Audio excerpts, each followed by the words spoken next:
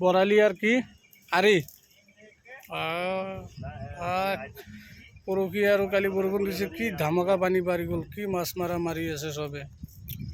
মই অলপ যাব লাগে, অলপ এই লাইনৰ মিটাৰৰ কাৰণে তাৰমানে আজি ঝৰ্ণা দিব, তাৰমানে লাইনৰ বিল চবৰ বেছি বেছি আহি আছে। এই ডি চি অফিচত মাতিছে, তাতে যাওঁ অলপ। তাৰপৰা আকৌ যাব য'ত মিটাৰত বিল দিয়ে অফিচত, তাতে যি বিল আহি আছে বা 4,000 4,500, মোৰ আহে 500 600, তাতে এইবাৰ আহি গ'ল 1,740 টকা। তাতে গৈ আছোঁ এতিয়া, চাওঁ কি হয়। এই আমাৰ দমৰা পথাৰৰ বঢ়িয়া খালৰ মুখ, এইটো বজাৰত যোৱা ৰাস্তা। এই যে দমৰা পথাৰৰ ৰাস্তা, এইয়া। সকলোকে গুড মৰ্ণিং। ৰাতিপুৱা এটা ফেচবুক ব্লগ ভিডিঅ' বনালোঁ, চবে চাব, চাই জনাব আপোনালোকৰ মতামত কি। চাক বিঘাত কেনেকুৱা মাছ মাৰি আছে, ধামাকা যাই আছে বোলে। জাউৰী বৰালি মাৰিলে, আৰি মাৰিলে, হাতকোলাৰ টিম পূৰা আহি গৈছে, এটাও থকা নাই আজি, চব আহি গৈছে হাতকোলাৰ। এই এজন কপাল কাটাৰ,